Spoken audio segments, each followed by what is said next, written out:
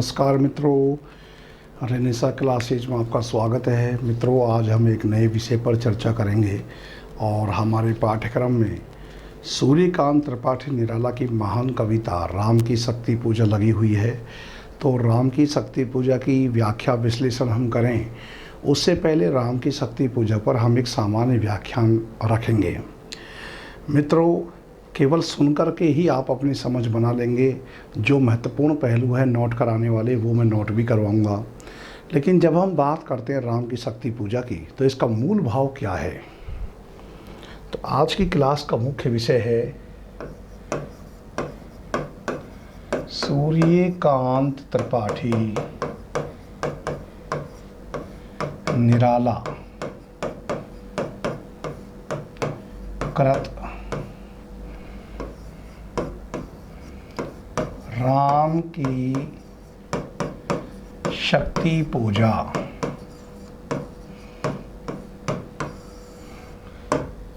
राम की शक्ति पूजा ये कविता, इसका सीधे सीधे प्रकाशन वर्ष परीक्षा में पूछते हैं। इसका प्रकाशन वर्ष है 1936 ईस्वी। मित्रों, हम जानते हैं कि सूर्यकांत त्रिपाठी निराला ने मुख्य तौर से काव्य संग्रह की रचना की है, उपन्यास लिखे हैं, कहानियाँ भी इन्होंने लिखी हैं, निबंध इन्होंने प्रबंध प्रतिमा चाबुक के नाम से लिखे हैं। इनकी दो रचनाएं प्रबंधात्मक श्रेणी में आती हैं। सूर्यकांत त्रिपाठी की दो रचनाएं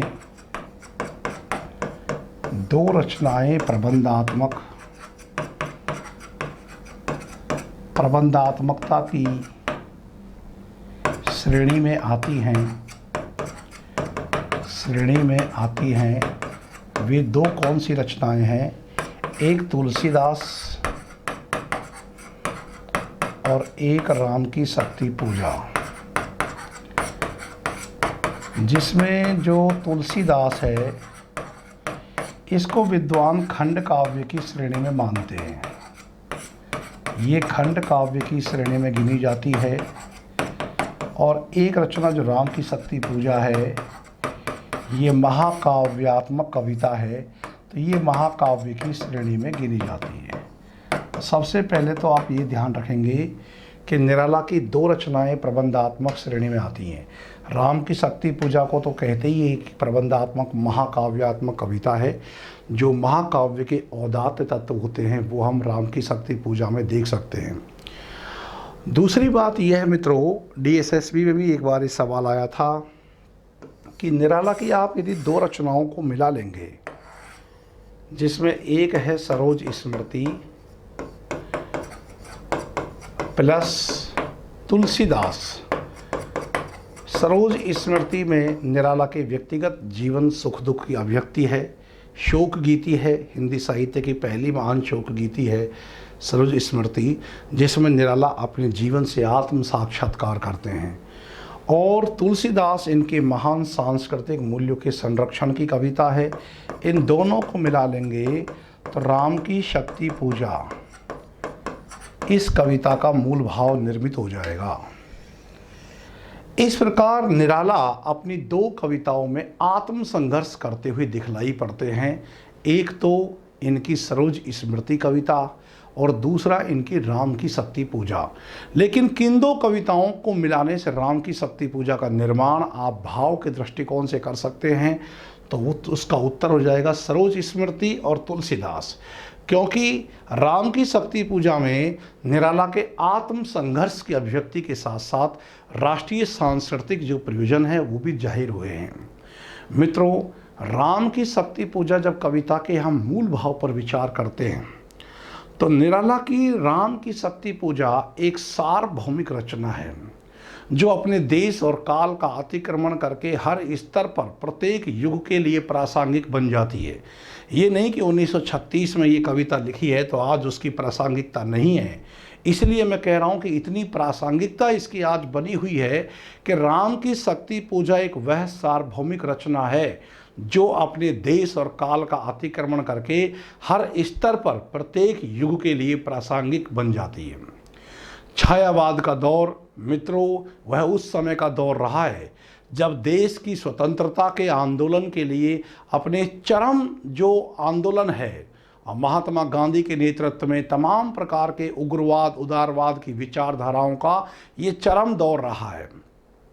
राष्ट्रीय स्वाधीनता आंदोलन का ये चरम दौर, जो बड़े बड़े आंदोलन जो है अपने चरम रूप में पहुंच रहे थे और सफलता असफलता के बीच में देश की स्वाधीनता का प्रश्न जूझ रहा था।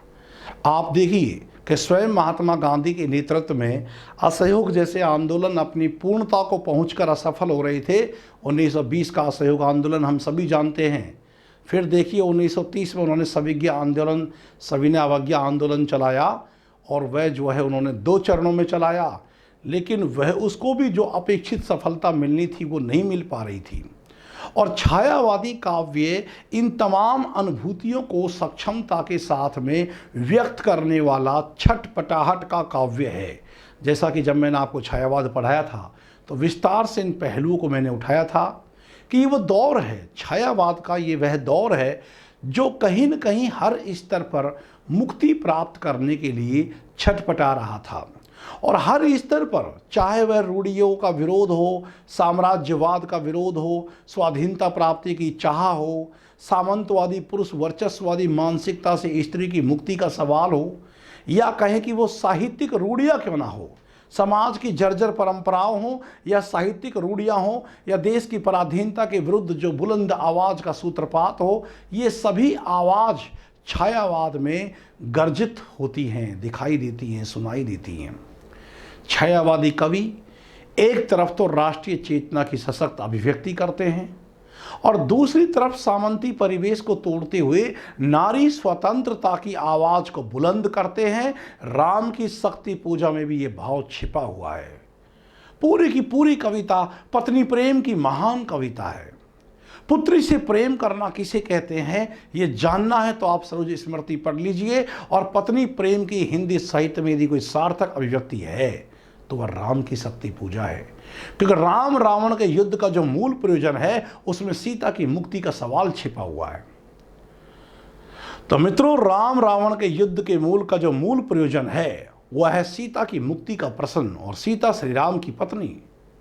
स्थिर राघवेंद्र को हिला रहा फिर संशय, क्या संशय कि जानकी हाय उद्धार प्रिया का हो न सका। ये भाव राम की शक्ति पूजा में गूंजता है और ये भाव राम की शक्ति पूजा को कालजयी बनाता है।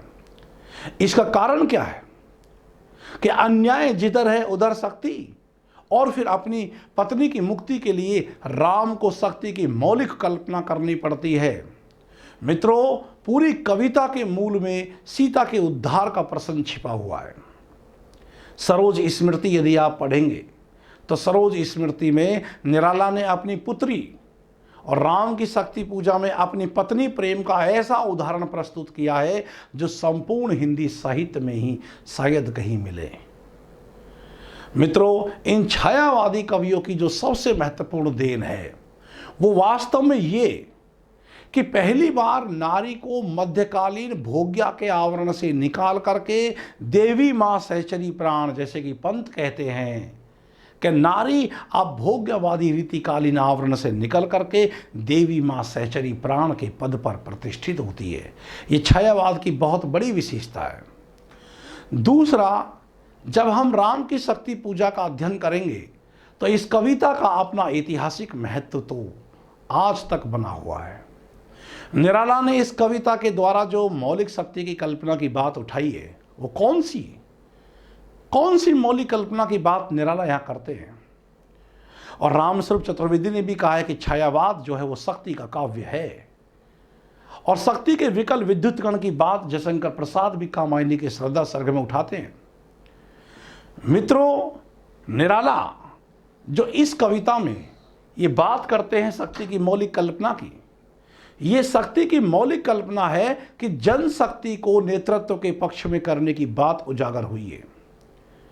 हमारे यहाँ इतनी जनशक्ति है, लेकिन अंग्रेज कितने से थे? आज़ादी के आंदोलन के समय यदि आप अंग्रेजों की संख्या गिनोगे तो अंग्रेजों की संख्या 10,000 और 30 करोड़ भारतवासी एक एक थप्पड़ भी यदि उठाएं तो अंग्रेज पूरे ब्रिटेन तक भागते नजर आए। लेकिन नहीं, वो यहाँ पर राज कर रहे हैं। वो राज कर सकते हैं, वो राज कर रहे थे। क्यों? क्योंकि हमारे भारतीय जो शिक्षित वर्ग को उन्होंने बाबू वर्ग बना लिया, हमारी अपनी शक्ति को उन्होंने दिग्भ्रमित कर लिया। लॉर्ड मैकाले की जो शिक्षा नीति है कि हम भारतवासियों को खून से तो अंग्रेज नहीं बना सकते, इनका रंग और खून तो वही रहेगा, लेकिन इनके विचारों से, इनके मस्तिष्क को हम अंग्रेज बना देंगे। और यही हुआ। पूरी ब्रिटिश शासन की सत्ता की रक्षा करने के लिए भारत में बाबुओं का एक ऐसा वर्ग बन गया। भारतीय सेना उनके पक्ष में लड़ रही है, तो हमारी शक्ति बिखरी हुई है, जिसके समन्वय की बात श्रद्धा सर्ग में कामायनीकार ने भी की है। तो जब तक हम जनशक्ति को नेतृत्व के पक्ष में ना कर लेंगे, जब तक हम राष्ट्र की मुख्य धारा से दलित, किसान, स्त्री, मजदूर, जो बिखरा हुआ निम्न तबका है, उसको जब तक हम राष्ट्र की मुख्य धारा से जोड़ ना देंगे, ये मौलिक कल्पना नहीं करेंगे, तो राष्ट्रीय स्वाधीनता आंदोलन में हम सफल नहीं होंगे। ये रावण कोई और नहीं, बल्कि ये ब्रिटिश साम्राज्यवाद है जो भारत में शासन कर रहा है। और राम कोई पौराणिक राम नहीं, बल्कि हर वह संघर्षरत भारतीय नवयुवक जो देश की रक्षा के लिए लड़ रहा है। और ये जानकी जो अपहृत है, ये भारतीय अस्मिता का प्रतीक है। मित्रों, जब इन संदर्भों को उठाते हैं तो राम की शक्ति पूजा का फलक व्यक्तिक नहीं, सामाजिक और राष्ट्रीय बन जाता है। तो जनशक्ति को नेतृत्व के पक्ष में करने की बात महत्वपूर्ण है। और तत्कालीन ऐतिहासिक दौर इतना अंधकार में हो गया था कि देश की स्वतंत्रता, परतंत्रता के अंधकार में जब जनमानस की चेतना डूब गई थी, कविता के प्रारंभ में निराला लिखते हैं कि एक दो छंदों के बाद में पंक्ति आती है कि है अमानिसा उगलता गगन घन अंधकार, खो रहा दिशा का ज्ञान, स्तब्ध है पवनचार। दिशा का ज्ञान खोए हुए थे हम लोग। अमानिसा, मध्य रात्रि और गगन अंधकार जैसे उगल रहा हो, कुछ भी ना सूझ रहा था हमें। इस परिवेश में महात्मा गांधी के बड़े बड़े आंदोलन चरम पर पहुंचकर असफल हो रहे थे। कहीं न कहीं निराला जैसे महात्मा गांधी को ही ये सीख दे रहे हो कि शक्ति की करो मौलिक कल्पना, करो पूजन, छोड़ दो समर जब तक न सिद्धि हो रघुनंदन। इस समर को छोड़ दो, जब तक तुम वो सिद्धि हासिल ना कर लो, जब तक कि तुम नेतृत्वकारी जनशक्ति का विलयन राष्ट्र की मुख्य धारा में ना कर लो, छोड़ दो ये संघर्ष करना। मित्रों, सीता की मुक्ति भारत की मुक्ति की आकांक्षा है। और इसीलिए कहते हैं कि राम की शक्ति पूजा में अर्थ के इतने स्वर ध्वनित है कि इसको भाव गांधीर्य की कविता कहा जाता है। तो सीता की मुक्ति वास्तव में भारत की मुक्ति की आकांक्षा है, और जिसे कौन प्राप्त करना चाहता है? नेतृत्वकारी सर्वहारा आंदोलन जिसे प्राप्त करना चाहता है। लेकिन उसकी समस्या क्या है कि अन्याय जिधर है शक्ति उधर, जिधर अन्याय है शक्ति उधर है। वास्तव में साम्राज्यवादी शक्ति छलावे में जनता को दिग्भ्रमित करके अपने पक्ष में कर लेती है, और स्थिति यह हो जाती है कि साम्राज्यवाद रूपी रावण जनशक्ति रूपी महाशक्ति काली को प्राप्त करके शक्तिशाली बन बैठा है। सर्वहारा वर्ग इस भ्रमित जनशक्ति को जब तक अपने पक्ष में नहीं कर लेता है, तब तक देश की मुक्ति कैसे संभव है, ये एक महान सवाल इस रचना में उठाया गया है। क्योंकि राम की शक्ति पूजा एक औपनिवेशिक भारत की रचना है। मित्रों, इसलिए राम की आंखों से अश्रुकण ढुलक पड़ते हैं कि फिर सुना अट्टहास हसरा रावण खलखल, भावित नैनों से सजल गिरे दो मुक्ता दल। जांबवान राम को शक्ति की मौलिक कल्पना करने की सलाह देते हैं, और यही इस कविता का केंद्रीय भाव भी है कि शक्ति की मौलिक कल्पना कीजिए। आराधन का दृढ़ आराधन से दो उत्तर कि यदि रावण अशुद्ध होकर भी कर सका है त्रस्त, तो निश्चय ही तुम सिद्ध हो, करोगे उसको ध्वस्त। साम्राज्यवाद शक्ति के विरोध में पूंजीवादी शक्ति उठ खड़ी हुई थी, और वह बिना जनशक्ति को प्राप्त किए सफल नहीं हो सकती। यह भाव भी यहां प्रकट हो रहा है कि पूंजीवाद चूंकि मुक्त बाजार के लिए साम्राज्यवाद से छुटकारा पाना चाहता है। आज देश की स्वाधीनता के बाद आज एक नया फलक सामने आ रहा है इस कविता का, कि आज जब देश स्वाधीन हो चुका है तो स्वाधीनता के बाद पूंजीवाद ही शोषक वर्ग बन बैठा है, तो सरवारा वर्ग को इसके विरोध करने के लिए, जीत हासिल करने के लिए दिग्भ्रमित जनशक्ति को फिर अपने पक्ष में करना होगा। मित्रों, चाहे फ्रांस की राज्य क्रांति हो, रूस की साम्यवादी क्रांति हो, चाइना की क्रांति हो, या वियतनाम का स्वाधीनता आंदोलन हो, या कहें कि हम भारतीय स्वाधीनता संग्राम हो, विजय हासिल करने के लिए जनशक्ति का पक्ष अपने अनुकूल करना ही पड़ेगा। और महात्मा गांधी ने जिस तरह की शक्ति की मौलिक कल्पना की, अर्थात सत्य और अहिंसा के बल पर जो जनता की शक्ति का समर्थन प्राप्त किया और अपने कुशल नेतृत्व से देश को पराधीनता की बेड़ियों से मुक्त कराया, वह भी कुछ ऐसी ही मौलिक कल्पनागत शक्ति थी। जब आप राम की शक्ति पूजा कविता का अध्ययन करेंगे तो हनुमान उसमें एक सुप्रीम पावर के रूप में दिखलाई देते हैं कि शक्ति खेल सागर अपार। सब विचलित हो रहे हैं, लेकिन हनुमान जी जो है शक्ति खेल सागर अपार, वो संपूर्ण व्योम को निगल जाना चाहता है कि राम के आंखों में अश्रु जब देख लिए तो उद्वेलित हो उठा, वह शक्ति खेल सागर अपार। और फिर आसमान में पूरे ब्रह्मांड को ही निगल जाना चाहता है, तो पूरी शक्ति, रावण सब उसके पेट में ही चले जाएंगे, तो राम की समस्या ही खत्म।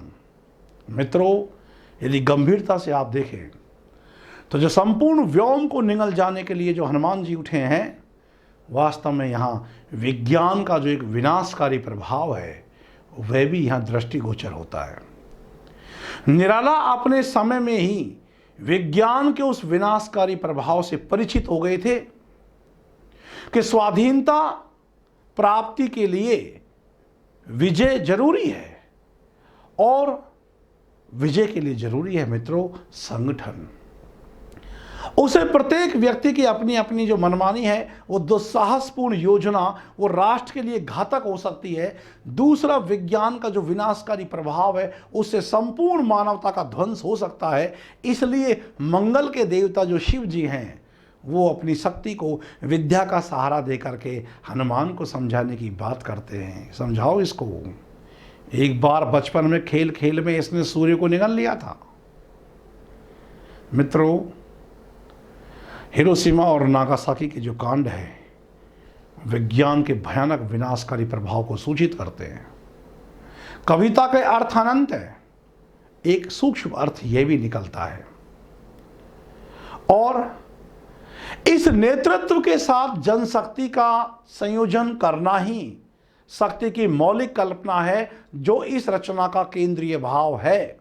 ध्यान रहे, नेतृत्व के साथ जनशक्ति का संयोजन करना है, यही शक्ति की मौलिक कल्पना की बात जाम्बवान करते हैं, और यही मौलिक कल्पना फिर श्री राम अपनी साधना के द्वारा करते हैं।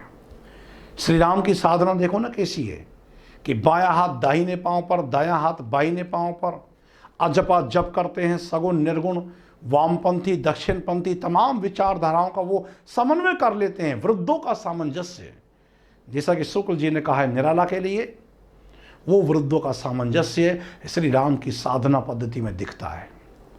और यहाँ निराला ये विचार व्यक्त करते हैं कि जब तक उग्रवाद उदारवाद, जब तक हिंदू मुस्लिम, जब तक वामपंथी दक्षिणपंथी सब मिलकर के एक ना हो जाएंगे राष्ट्र की मुख्य धारा में, शक्ति की मौलिक कल्पना से तुम वंचित रहोगे। मित्रों, दूधनाथ सिंह की आपको एक किताब पढ़नी चाहिए, निराला आत्महंता आस्था। बेहद महत्वपूर्ण आलोचना पुस्तक लिखी गई है निराला के संदर्भ में। और दूधनाथ सिंह यहाँ कहते हैं कि यह रचना राम की शक्ति पूजा ये निराला के व्यक्तिगत जीवन की भी अभिव्यक्ति करती है। और जब राम ये कहते हैं राम की शक्ति पूजा में, दिग्जीवन को जो पाता ही आया है विरोध, दिक्साधन जिसके लिए सदा ही किया शोध, तो यहाँ निराला का जो अपना व्यक्तिगत जीवन संघर्ष है उससे पता चलता है। एक श्री राम है जो रावण के पक्ष में महाशक्ति साथ दे रही है, विद्यांगबद्ध कौदंड, बाण पर बाण चल रहे हैं, लेकिन राम हताहत हो रहे हैं, रक्त प्रवाहित हो रहा है उसके हाथों से, धनुष उसका शिथिल हो गया है। और सरोज स्मृति में निराला भी कहते हैं कि हारता रहा मैं स्वार्थ समर, लखकर अनर्थ आर्थिक पथ पर, हारता रहा मैं स्वार्थ समर। स्वार्थों के समर में जो युद्ध हो रहा है उसको भी निराला हार रहे हैं। तो मित्रों, राम के जो संघर्ष में निराला का संघर्ष बराबर दिखलाई देता है।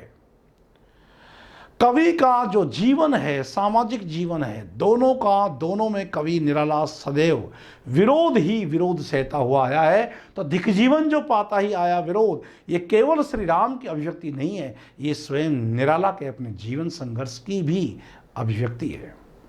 सरोज स्मृति में देखिए, दुखी जीवन की कथा रही, क्या कहूँ जो मैं आज ना कही। और इसने निर्जर जो अनिमा में शामिल है उसमें देखिए कि इसने निर्जर बह गया है, रेत ज्योतन रह गया है। इन भावों के साथ जीवन जीने वाला व्यक्ति यह भी कहता है कि अभी न होगा मेरा अंत, अभी अभी तो आया है मेरे जीवन का मृदुल बसंत। राम की शक्ति पूजा में जब ये निराला लिखते हैं कि होगी जय होगी विजय हे पुरुषोत्तम नवीन, तो मानो स्वयं निराला अपनी ही रचना धर्मिता को आश्वासन देते नजर आते हैं, मानो स्वयं निराला ही वो पुरुषोत्तम नवीन है। इस प्रकार मित्रों, राम की शक्ति पूजा कविता अपने व्यापक फलक पर संवेदना का बोध कराती है। एक सबसे महत्वपूर्ण बिंदु जो राम की शक्ति पूजा में उजागर होता है कि राम के मन में संशय है, कल लड़ने को हो रहा विकल वह बार बार, असमर्थ मानता मन उद्धत हो हार हार। जो संशय राम के मन का है वह संशय वास्तव में निराला के मन का ही संशय है।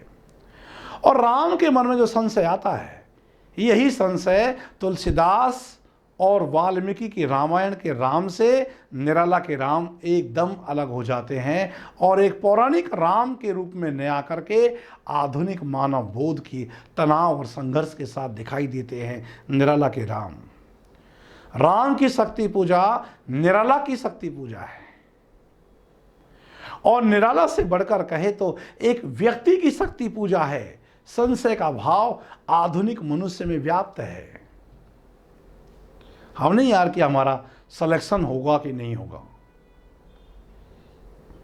राम की निगाह में दो चीजें हैं। आप पढ़िए राम की शक्ति पूजा कविता, तो राम की नजर में दो चीजें प्रमुख है, सीता का क्या होगा और रावण की इस विजय को समाज किस प्रकार से ग्रहण करेगा। क्योंकि रावण जय है, समाज में ये बात फैल जाएगी कि रावण की जय हो गई, भय क्या हुआ, अन्याय और अत्याचार की विजय होती है।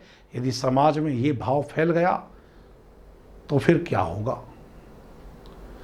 कृत्तिवास रामायण, मित्रों आपने नाम सुन रखा होगा, बांग्ला में जो रामायण लिखी गई है कृत्तिवास रामायण, उसका राम की शक्ति पूजा पर प्रभाव पड़ता है। किस संदर्भ में? जो मुख्य समानता का बिंदु है वो ये कि कृत्तिवास रामायण में श्री राम शक्ति देवी की पूजा करते हैं, और बंगाल में वैसे भी शक्ति पूजा का बड़ा प्रचलन है, और बंगाल के महिषा दल से निराला का बड़ा गहरा संबंध है, आप जानते हैं। निराला शक्ति की पूजा ही नहीं बल्कि शक्ति की मौलिक कल्पना भी करते हैं। कृत्तिवास रामायण से समानता होती हुई भी बड़ी असमानता दोनों रचनाओं में है। कृत्तिवास रामायण के राम की भांति निराला के राम चीखते चिल्लाते नहीं हैं, सिर्फ भावित नैनों से सजल गिरे दो मुक्तादल, सिर्फ अपने नेत्र से दो बूंद आंसू निकाल देते हैं। तो गंभीरता बनी हुई है यहाँ राम के व्यक्तित्व में, राम की शक्ति पूजा में। लेकिन कृत्तिवास रामायण के जो राम है वो चीखते चिल्लाते धरती में लौटते पोटते नजर आते हैं। नाटकीयता राम की शक्ति पूजा कविता की सबसे बड़ी विशेषता है, वो है नाटकीयता।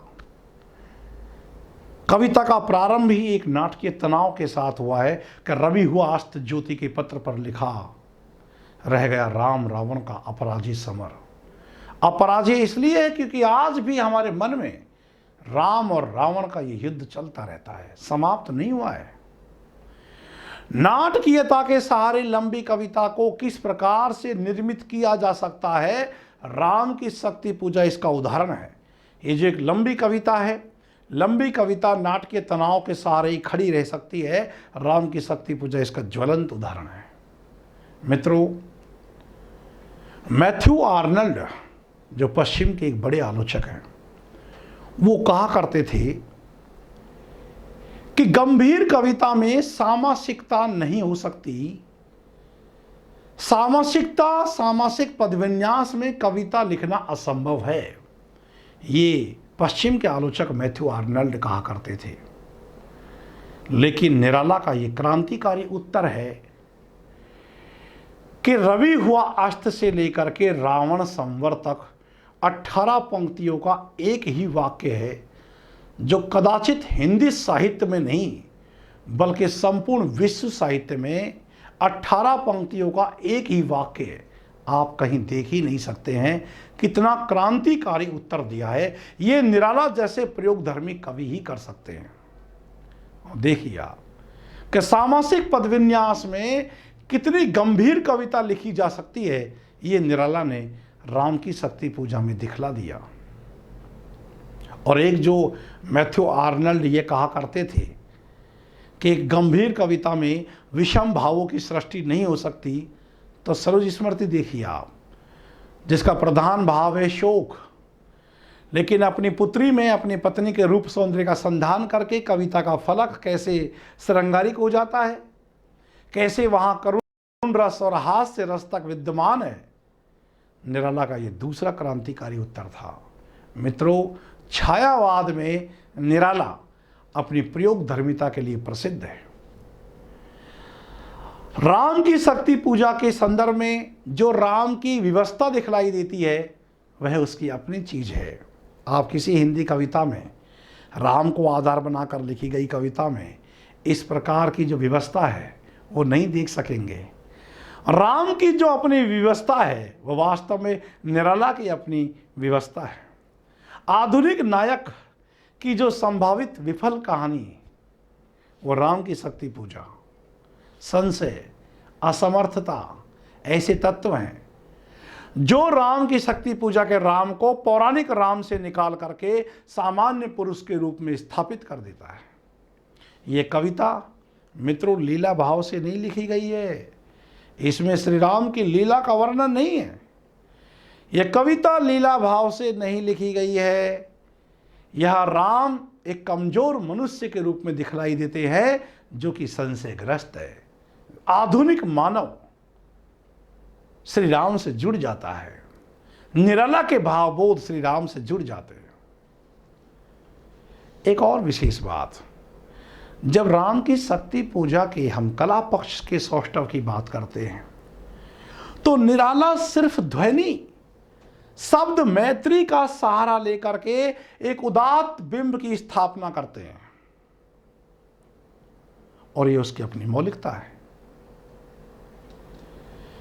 बिना किसी क्रिया का सहारा लिए बिंब को बीच में ही रोक करके उसको उभार देना, ये निराला का निरालापन है।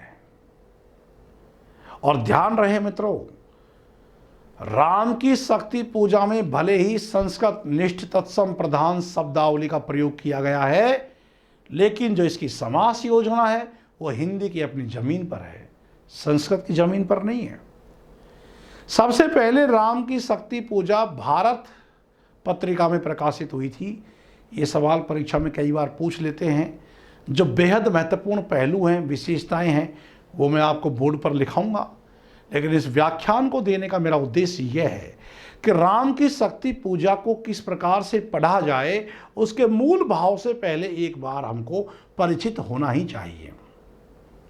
तो मित्रों, हम निष्कर्ष रूप में एक बात कह सकते हैं कि एक आधुनिक मनुष्य का संघर्ष, कहे कि संघर्ष गाथा का नाम है राम की शक्ति पूजा। यह अनेक स्तरों पर अपने अर्थ को संप्रेषित करती है। यहाँ पौराणिक रावण की जो कथा है उसका कोई महत्व नहीं है। पौराणिकता यहाँ बिल्कुल नहीं है।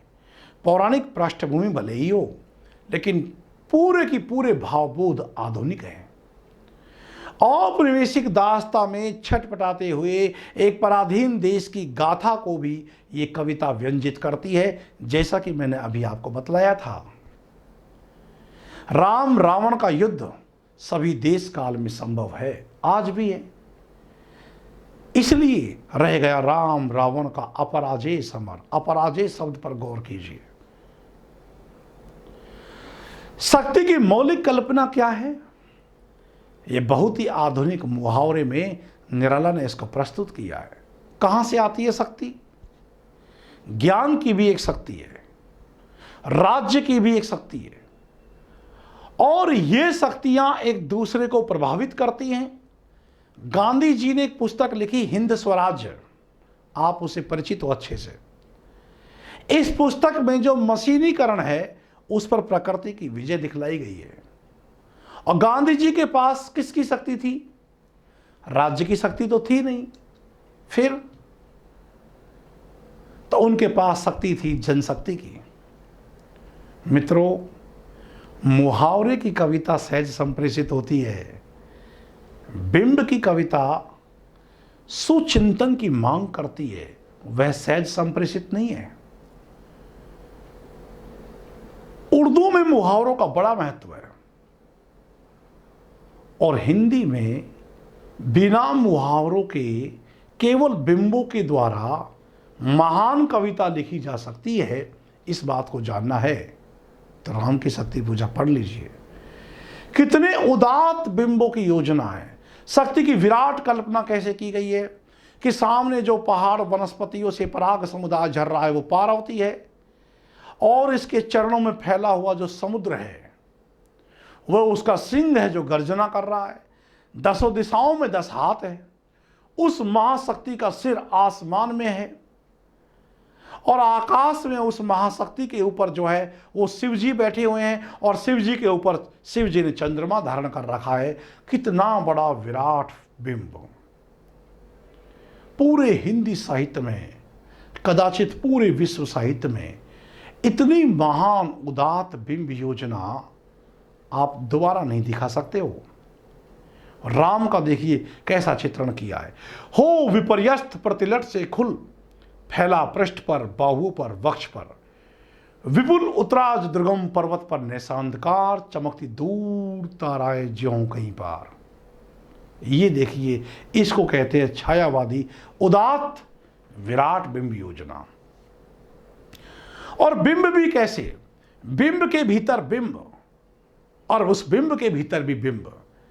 खिंच गए दृगों में सीता के राम में नयन। इसको बोलते हैं त्रिस्तरीय बिंब विधान। श्री राम के नेत्रों में सीता के राम में नयन नेत्र बिंबित हो जाते हैं।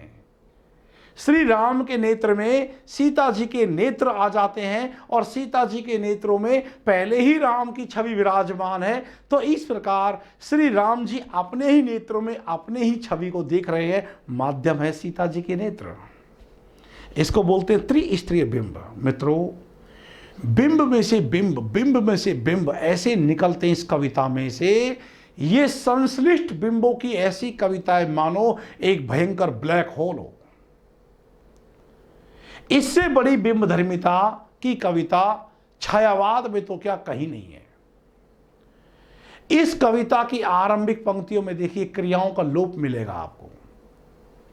संस्कृत मित्रों एक संश्लिष्ट भाषा है। पूरे युद्ध का चित्रण बिंब की एक माला प्रस्तुत कर देती है, और ऐसा लगता है जैसे युद्ध के दृश्य पर निराला ने कैमरा टिका दिया हो। एक एक दृश्य का चित्रण, पूरे युद्ध का चित्रण का बिंब जो है कितना सार्थक और जीवंत दिखलाई देता है। और जैसे कि मैंने अभी आपसे कहा कि छंद को बीच में किस तरह से रोका जा सकता है, और बिना किसी क्रिया के सहारा लिए बिंब को उभार देना, ये निराला का सबसे बड़ा निरालापन है। निराला की प्रमुख विशेषता है कि वो छंद को बीच में रोक देते हैं। और कैसा छंद है राम की शक्ति पूजा में? स्वयं निर्मित छंद है। निराला का स्वयं निर्मित छंद है। हालांकि राम की शक्ति पूजा का जो स्वयं निर्मित छंद है वो घनाक्षरी से, कवित छंद से बहुत प्रभावित है, पूछे कि किस छंद के आधार से प्रभावित दिखाई देते हैं निराला, तो घनाक्षरी कवित्व, और ये निराला का प्रिय छंद भी है। इसको आधार बना करके ही निराला ने राम की शक्ति पूजा में अपना स्वयं निर्मित छंद स्थापित किया है। मित्रों, राम की शक्ति पूजा एक भयंकर घनत्व वाली कविता है, अतः यह अपने आप में एक प्रबंध काव्य है। महाकाव्य के जितने भी औदात्य परक तत्व होते हैं, भाव परक और शिल्प परक, वो सभी इस कविता में विद्यमान है। लोग कहते हैं कि निराला ने कोई बड़ा महाकाव्य क्यों नहीं लिखा, क्योंकि पंत है, पंत ने लोकायतन महाकाव्य लिखा, इधर जयशंकर प्रसाद ने कामायनी महाकाव्य लिखा। मित्रों, निराला का जीवन भी अपने आप में अस्त व्यस्त रहा है। उनकी किताबें कहीं पढ़ी है, चूल्हा कटोरी कहीं पढ़ा है, और फक्कड़ जीवन जिया उन्होंने, नहीं लिखा उस प्रकार से महाकाव्य। लेकिन उनकी राम की शक्ति पूजा बड़े बड़े महाकाव्यों पर भारी पड़ती है। इससे निराला की प्रबंधात्मकता का आप उदाहरण देख सकते हैं कि निराला में प्रबंध क्षमता की कमजोरी नहीं थी। मित्रों, राम की शक्ति पूजा एक संश्लिष्ट बिंबों की कविता है। संश्लिष्ट दबाव, एक संश्लिष्ट बिंबों की कविता है। बिंब के भीतर से बिंब झांक रहा है, ऐसा किसी और कविता में नहीं मिलता। राम की शक्ति पूजा मानो एक ब्लैक होल की तरह है। क्या हम कह सकते हैं कि यह जो राम की शक्ति पूजा कविता है, इसकी हिंदी भाषा की प्रकृति के आधार पर इन्होंने समास योजना का निर्धारण किया है? आलोचकों का दृष्टिकोण क्या है मित्रों? तो जैसा कि मैंने अभी आपको कहा कि भले ही इन्होंने संस्कृत निष्ठ पदावली का प्रयोग किया है, लेकिन समास योजना हिंदी की अपनी जमीन पर है, ध्यान रहे। और अनेक दृष्टियों से इस कविता के अनेक आयाम निकलते हैं, इसलिए शक्ति पूजा को अर्थ गांभीर्य की कविता कहते हैं। राम जब योग साधना करते हैं, तो राम की जो शक्ति पूजा के दौरान जब उनको जांबवान सलाह देते हैं, तो जो श्री राम अपनी योग साधना करते हैं, अजपा जप करते हैं, श्री राम की संघर्ष का प्रतिफलन है वह। महत्वपूर्ण यह है कि सच्चे मन के संकल्प के साथ किया गया प्रयास, वो हमेशा उसकी जीत होती है।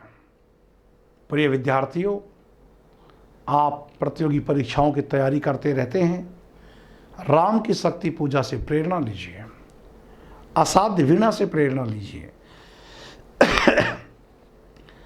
अपने आप को मिटा देने वाला तप कि जब 108वां इंदिवर गायब हो गया तो विचलित हो गया मन श्री राम का, और याद आया कि कहती थी माता मुझे सदा राजीव नयन, दो नील कमल है से सभी, यह पुरस्चरण देकर पूर्ण करता हूँ मात एक नयन। तो लक लक करता माँ फलक ब्रह्म सिर से अपने नेत्र को निकालने के लिए उद्यत हुए। ये साधना का चरम रूप है। सच्चे मन के संकल्प के साथ किया गया प्रयास हमेशा फलीभूत होता है। राम की शक्ति पूजा इस आदर्श को स्थापित करती है। किसी भी रचना की महानता इस बात में निहित रहती है कि उसमें कुछ नया प्रयोग हुआ भी है कि नहीं हुआ है। और स्पष्ट है कि राम की शक्ति पूजा में चाहे कथा वस्तु, चाहे शिल्प, हर स्तर पर मौलिक प्रयोग हुआ है। संकल्प की जीत होती है, संघर्ष का स्तर चाहे जो हो। चुने हुए कुछ दृश्यों से, नाटकीयता से, सघन बिंबों का जबरदस्त प्रयोग करते हुए निराला किस प्रकार से राम की शक्ति पूजा के कथानक को बुनते हैं, यह महत्वपूर्ण है। लंबी कविता के लिए नाटकीयता के प्रयोग को समझने वाले ध्यान रखो मित्रों, निराला पहले कवि हैं जो लंबी कविता के लिए नाटकीयता के प्रयोग को अच्छे से समझते हैं, और ये प्रयोग उन्होंने राम की शक्ति पूजा में दिखलाया है। और बाद में ये नाटकीयता मुक्ति बोध की लंबी कविताओं का प्राण बन गया। मित्रों, विशेष प्रभावशाली नाटकीयता वह होती है जो दर्शक सोच रहा हो, उसके विपरीत दृश्य घटित हो, कि दर्शक सोच रहा है कुछ और दृश्य घटित हो गया कुछ और निराला इस नाटकीय स्थिति का बेहद खूबसूरती के साथ में संयोजन करते हैं, जिसमें भाव भी है और संवाद भी है। राम के बाहरी परिवेश में और आंतरिक द्वंद्वों का सजीव चित्रण इस नाटकीय अंदाज से प्रस्तुत किया गया है मित्रों, कि मानो निराला कोई कवि नहीं हो, बल्कि निराला कोई फिल्मकार बन गए हो। फिल्म टेक्नोलॉजी का प्रयोग इसमें आप देख लीजिएगा। श्री राम एक जगह बैठे हुए हैं, कथानक में स्थिरता है, लेकिन जब श्री राम अतीत में जानकी जी से प्रथम मिलन धनुर्भंग के प्रसंग को याद करते हैं, तो कथानक अतीत, वर्तमान और भविष्य चारों तरफ घूमने लगती है। ये कथानक में स्थिरता और गतिशीलता का द्वंद्व है। राम की शक्ति पूजा में स्वयं कवि का और राम का द्वंद्व है। हर स्तर पर द्वंद्व यहां देखने को मिलता है, इसलिए द्वंद्वात्मकता ये राम की शक्ति पूजा का सबसे बड़ा गुण है। इसी द्वंद्वात्मकता से नाटकीय तनाव पैदा किया गया है। यदि राम की शक्ति पूजा के शिल्प विधान पर विचार करें मित्रों, तो आधुनिक ज्ञान विज्ञान की जो अनेक टेक्नोलॉजी है, तकनीकियां हैं, उनको निराला ने आत्मसात किया है और तब राम की शक्ति पूजा के शिल्प विधान को प्रयोग धर्मी बनाया है। कविता का प्रारंभ भी देखिए, पहला कि रवि हुआ अस्त से लेकर के रावण संवर तक 18 पंक्तियों का एक ही वाक्य है, जो हिंदी का कदाचित सबसे लंबा वाक्य है। और जो आलोचक ये कहते हैं कि हिंदी में सामासिक पद विन्यास की कविता संभव नहीं है, निराला का ये क्रांतिकारी उत्तर है। कविता में नाटकीयता की अद्भुत सृष्टि आप देख सकते हैं। सूत्रपात जब कविता की शुरुआत जो हुई है वो एक नाटकीय अंदाज से हुई है। रवि हुआ अस्त, ज्योति के पत्र पर लिखा अमर, रह गया राम रावण का अपराजय समर। कई बार तो सवाल यह आता है कि राम की शक्ति पूजा का पहला वाक्य कौन सा है? रवि हुआ अस्त, यहां से शुरू है। और अंत का वाक्य क्या है? होगी जय पुरुषोत्तम नवीन, कहे महाशक्ति राम के वदन में हुई लीन। वदन, बदन नहीं, वदन का मतलब मुख, मुख या वाणी। बदन तो शरीर हो जाएगा। ये सवाल परीक्षा में आया हुआ है कि महाशक्ति कहां, राम के कहां विलीन हो गई? मुंह में। शक्ति मुंह में रहती है। कविता में जब आप राम की शक्ति पूजा पढ़ेंगे मित्रों, तो लोक नाटक की प्रविधि को भी अपनाया गया है। प्रारंभ में जो 18 पंक्तियों का वाक्य आप यहां पढ़ते हैं, वो स्वयं कथावाचक की ही वक्रता है। राम की शक्ति पूजा कविता में स्वप्नशीलता का एवं कथात्मकता का द्वंद्व देख सकते हो आप। कथानक की स्थिरशीलता एवं कथात्मकता का जो द्वंद्व है, वो बड़े प्रभावी ढंग से इस कविता में उभरा है। सभा तकनीक का प्रयोग किया गया है। श्री राम बैठे हुए हैं, चारों लोग उसको घेरे हुए हैं। सभा तकनीक है, फिल्म टेक्नोलॉजी, फिल्म तकनीक के द्वारा निराला दृश्य को यथा तथ्य उभार देते हैं। चित्रात्मकता यानी कि बिंब धर्मिता निराला की इस कविता की बहुत बड़ी विशेषता है मित्रों। और जैसा कि मैंने अभी आपको कहा, राम की शक्ति पूजा कविता की सबसे प्रधान विशेषता है द्वंद्वात्मकता। शिल्प और भाव दोनों के स्तर पर यह द्वंद्व देखा जा सकता है। भाव के स्तर पर यह द्वंद्व निराला और राम के संघर्ष का द्वंद्व है, प्रकाश का और अंधकार का द्वंद्व है, आशा और निराशा का द्वंद्व है, राम के आंतरिक मन और बाह्य परिवेश का द्वंद्व है। भाव के इन सघन द्वंद्वों ने शिल्प को भी द्वंद्वात्मक बना दिया है। कहीं यह वाक्य के स्तर पर द्वंद्व आया है, विस्तृत वन्नी राजीव नयन हत लक्ष्यवान, लोहित लोचन रावण मदमोचन महियान। कहीं यह द्वंद्व वाक्यांश के स्तर पर उभरा है, राक्षस वृद्ध प्रतिव्यू क्रुद्ध कपि विषम हो।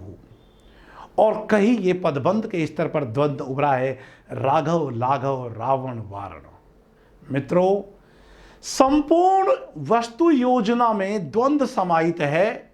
देखिए, क्या यह द्वंद्व नहीं है कि कल लड़ने को हो रहा विकल वह बार बार, असमर्थ मानता मन उद्यत हो हार हार। लड़ने के लिए तैयार होना लेकिन फिर असमर्थता मानकर हार मान लेना, क्या द्वंद्व है। विराट बिंब योजना राम की शक्ति पूजा का एक बड़ा लक्षण, बड़ी विशेषता है। श्री राम का मैंने अभी आपको वो दृश्य प्रस्तुत किया था कि दृढ़ जटा मुकुट हो, विपर्यस्त प्रतिलट से खुल, फैला पृष्ठ पर, वक्ष पर, बाहुओं पर, विपुल उत्तराज दुर्गम पर्वत पर निशांतकार, चमकती दूर ताराएं ज्यों कहीं पार। ये देखिए आप, दुर्गम पर्वत पर, एक बड़े भयानक पर्वत पर निशांतकार छाया हुआ है और दो दूर ताराएं चमक रही है। नेत्रों के लिए आ रहा है, आशावादिता के लिए आ रहा है। कविता में कवि का जो मुक्त छंद है, ध्यान रखेंगे राम की शक्ति पूजा में किस छंद का प्रयोग किया गया है? मुक्त छंद का। लेकिन इसका आधार क्या है? कवित्व या घनाक्षरी छंद रहा है इसका आधार। निराला मात्राओं की संख्या के निर्धारण पर ध्यान नहीं लगाते हैं, वे अनावश्यक तुकबंदी करके संगीत पैदा नहीं करते हैं, वे तो प्रवाह और गति को नियंत्रित करने पर बल देते हैं। मात्राओं के स्थान पर वे आघात गिनने पर बल देते हैं। सिहरा तन क्षण भर भूला मन, इस पंक्ति में 3 आघात हैं। वे कविता के अंत में तुक मिलाने की परेशानी को मोल नहीं लेते हैं, तुकबंदी से दूर हटते हैं वो, और वे आरोह अवरोह के द्वारा, स्वरों के उतार चढ़ाव के द्वारा वो कविता को संगीतात्मक बनाते हैं। मुक्त छंद के बारे में तो निराला ने कहा भी है कि मुक्त छंद स्वर प्रधान नहीं, व्यंजन प्रधान है। उसमें महत्वपूर्ण आर्ट ऑफ म्यूजिक नहीं है, महत्वपूर्ण है आर्ट ऑफ रीडिंग। संगीत से ज़्यादा महत्वपूर्ण है प्रवाह। जो प्रवाह है, जो आरोह अवरोह है, उसी से वो कविता को संगीतात्मकता प्रदान करते हैं। तुकबंदी के द्वारा संगीत विधान निराला नहीं लाते हैं। और छंद को बीच में ही रोककर बिना किसी क्रिया के सहारा लिए बिंब उभार देना, ये निराला का बहुत बड़ा निरालापन है। मित्रों, जैसे कि मैंने कहा है, पुनः आपको बता दूं कि निराला ने भले ही संस्कृत निष्ठ शब्दावली का प्रयोग किया है, लेकिन हिंदी की जमीन पर उन्होंने समास विधान रचा है। वे हिंदी की भूमि पर बिंब विधान रचते हैं, जो संस्कृत में संभव नहीं है। भाषा की ये सृजनात्मकता का श्रेष्ठ उदाहरण आपको देखना है तो राम की शक्ति पूजा पढ़िए आप। राम की शक्ति पूजा एक ऐसी अतिरंजित भाषा का प्रतिमान प्रस्तुत करती है जो बिना मुहावरों के भी श्रेष्ठ कविता लिख सकती है। यह एक ऐसी संश्लिष्ट कविता है जो बिंब में से भी बिंब की तलाश, बिंब में बिंब की तलाश करती है, मानो कि ब्लैक होल हो। तो ये जो भाषिक प्रयोगधर्मिता है, ये राम की शक्ति पूजा में स्पष्ट तौर से देखी जा सकती है। मित्रों, ये बात बराबर आप ध्यान रखेंगे कि राम की शक्ति पूजा ये 23 अक्टूबर 1936 को रची गई थी, संपूर्ण हुई थी, और 26 अक्टूबर 1936 को भारत, जो दैनिक पत्र इलाहाबाद से निकलता था, उस भारत पत्रिका में प्रकाशित हुई थी। आज भारत पत्रिका का वो अंक मिलता तो नहीं है, लेकिन ये जरूर ध्यान रखी जाएगी बात है, रखने लायक बात है कि 23 अक्टूबर 1936 को ये रचना पूरी लिखी गई थी और 26 अक्टूबर 1936 को 3 दिन बाद ये भारत पत्रिका में प्रकाशित हुई। ये सवाल आपसे बराबर पूछ लिया जाएगा। और ये दिलचस्प संयोग की बात है कि राम की शक्ति पूजा में उतने ही अनुच्छेद मिलते हैं जितने कि सरोज स्मृति में मिलते हैं, और इन अनुच्छेदों की कुल संख्या 11 है। आप पढ़िए राम की शक्ति पूजा तो 11 अनुच्छेदों में बटी हुई है। संख्या उसमें नहीं डाल रखी 1 2 3 4 5, आपको गिनने पड़ेंगे वो अनुच्छेद 11 अनुच्छेदों में। हाँ, ये बात सही है कि प्रसंग के अनुकूल अनुसार कहीं ये प्रसंग छंद बड़े हैं, कहीं छोटे हैं, लेकिन कुल अनुच्छेदों की संख्या 11 है और प्रसंग के अनुसार ये छोटे बड़े हैं।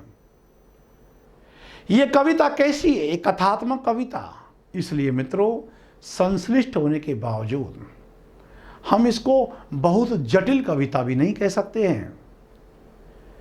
कविता कथात्मक ढंग से शुरू होती है और घटनाओं का विन्यास बहुत सुनियोजित ढंग से किया गया है। बहुत नाटकीय है ये कविता, और ये इसकी लंबी कविता का टिका हुआ जो ढांचा है लंबी कविता का, उसका मुख्य आधार है, क्योंकि नाटकीयता के आधार पर ही लंबी कविताओं का शिल्प खड़ा रह सकता है। वर्णन तो इतना सजीव प्रस्तुत किया गया है युद्ध का कि मानो आप आंखों के आगे ही कोई त्रासदी आपके सामने प्रकट की जा रही हो, आप उसको देख रहे हो। तो मित्रों, इतने संदर्भों को ध्यान रख के राम की शक्ति पूजा कविता का अब हम अध्ययन करेंगे।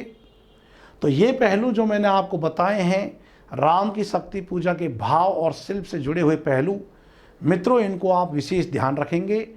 और आज की क्लास में हम इतनी ही बात करेंगे, इसकी जो व्याख्या है उसका अध्ययन हम अगली क्लास में करेंगे। मित्रों आज के लिए इतना ही। मैं डॉक्टर एस चौधरी आपके साथ। नमस्कार।